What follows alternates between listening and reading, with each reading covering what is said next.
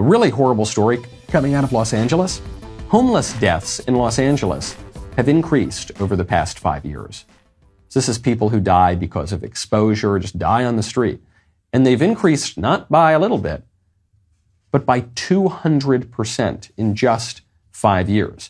Nearly 2,000 homeless people died in LA County last year, according to a report by the New York Times. Hundreds of those who did so in plain sight of passersby, people just walking on by them. 287 of these people died on the sidewalk. Another 72 were found on the pavement. 24 of them died in alleys. This is based on a report from the LA County coroner. Is that humane? The libs tell us that if we do not let bums and derelicts and mentally ill people and addicts live in squalor on the street, that we're cruel, we're anti-homeless, we're inhumane. You think this is humane? I don't think this is humane at all.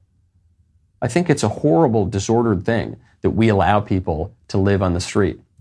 I remember back during Occupy Wall Street, so this was probably 10 years ago now, Rudy Giuliani, speaking of this as a New Yorker, as someone who was the best mayor of New York probably in that city's history, came out and he said, this is a simple question.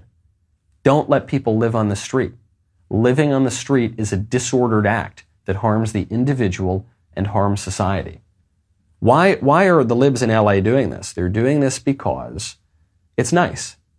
They think it's the nice thing to do. I guess it is the nice thing to do. You don't bother the homeless people. You let the drug addicts do what they want to do, at least what their appetites want to do, and you just, hands off, not my problem, I'm going to look away. But it's not loving.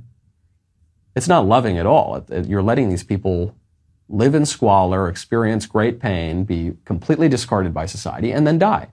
And you're seeing their death numbers go through the roof.